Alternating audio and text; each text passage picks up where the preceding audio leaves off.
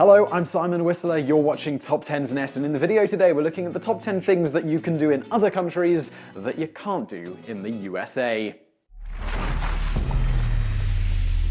Number 10. In the Czech Republic, you can use magic mushrooms. Magic mushrooms are the common nickname given for a class of mushroom that has an active compound called psilocybin that can have very strong psychedelic effects when ingested. Of course, most people who find this mushroom intriguing will need to accept that it is beyond their reach, as it remains in the realm of the black market of illegal drugs. That is, unless they are willing to live in the right, very specific country. In the European country of the Czech Republic, mushrooms are mostly decriminalized, making it fairly easy to use them or get your hands on them. While it's not illegal to sell mushrooms, import them into the country, or buy them, it is perfectly okay to own small amounts and grow them yourself. The law was likely set up this way so that citizens can have their own freedom, but it also doesn't encourage tourists to come to the country and go on a drug trip. Also, in the country of Brazil, psilocybin is mostly legal, but only because of a technicality and the fact that no law has yet been written to correct it. This is mainly because it isn't really a problem there in the first place. Number 9. In mainland China, people often allow their young children to pee in public. China is known for being overpopulated despite having had a one-child policy for a long time. Their major cities are also especially known for being overcrowded, and as such they have to deal with certain cultural situations in different ways. Not long ago, a Chinese couple from the mainland caused a stir because they were visiting Hong Kong and allowed their small boy to pee in a diaper in a public space. This was quite controversial to do in Hong Kong, but in mainland China, their actions would have been perfectly normal. Parents in mainland China often allow their children to pee in public if they are having trouble finding anywhere else for them to go. This has likely cropped up over time as a solution to the overcrowding issue. Of course, some people may find the very idea repulsive, but those parents who do so claim that the child would have had to go anyway, and they usually find a corner as out of the way as possible. Number 8. In North Korea, it is both legal and commonplace to smoke weed. North Korea is known for being a strict fascist dictatorship that rules everyone inside it with an iron fist. Most areas of the country are extremely poor and hardly anyone enjoys anything that can be called a quality of life. Even those who toe the party line and get to live in the major cities don't exactly live in the lap of luxury. However, on one particular front, the North Koreans tend to be incredibly lax. They are totally okay with growing and smoking marijuana and make regular use of the drug. Those who have managed to sneak around enough in North Korea to find out have discovered that it can be found on the roadsides, that people grow it for personal use, and that it enjoys incredible popularity. Weed can grow fairly easily in North Korea, and cigarettes and alcohol can be expensive to import, so weed is usually the major drug of choice for most North Koreans. Tour guides discourage visitors from looking for weed, mainly because they don't want to be known only for drugs. For those stoners who are interested in visiting North Korea and trying some of their weed, it likely isn't worth the effort. Those who've tried it claim it is fairly poor quality as far as the drug goes. Number 7. In Japan, it is considered strange if you don't slurp your noodles loudly and proudly.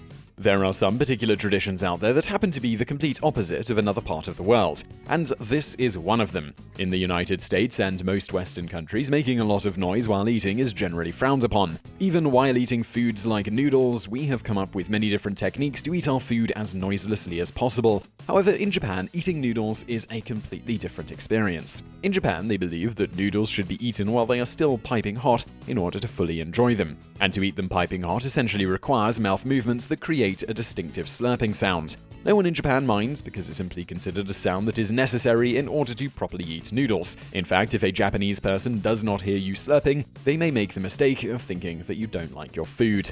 Number 6. In the UK and much of Europe, it's legal to jaywalk as much as you wish.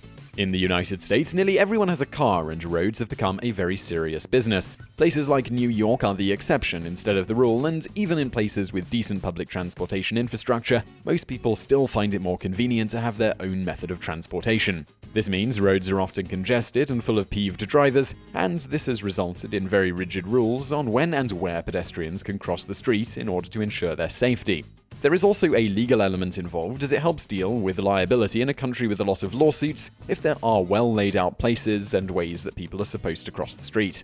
However, in the United Kingdom, where they are a little less sue-happy and have a lot less cars on the road, the rules are much different. Some visitors from across the pond have even found themselves arrested in the United States because they crossed the road randomly in a very busy place without using a proper crosswalk. While it's not always enforced, jaywalking is against the law in the United States, but there is no law against it in the United Kingdom.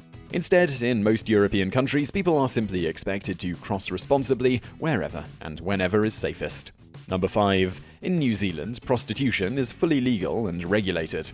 In many countries in Europe, sex trafficking is a problem, and some countries believe the solution to this is to clamp down hard on the legality of prostitution. Most of them are targeting those who buy the services of prostitutes instead of the prostitutes themselves, as they may be a victim of trafficking, but New Zealand has long felt that this is the wrong approach to dealing with the situation. They feel that in order to deal with sex trafficking, you need to remove the veil of secrecy from the business and regulate and keep an eye on it like any other business. To this end, New Zealand passed a law in 2003 that decriminalized prostitution and set up a framework that would allow for brothels to be inspected just like any other business for health and safety standards. This ensures that women in the business will go to the police when needed and give them information instead of living in fear. It ensures they won't fear their clients will dry up for fear of police prosecution, and helps avoid exploitation because they know workers' rights laws and the officers of the law are on their side. Some countries in Europe argue that New Zealand's system only works so well because they are so isolated, and that as countries with bigger trafficking problems, they need more restrictive laws, not less. Number 4. In Spain, people take a several-hour nap in the middle of the workday.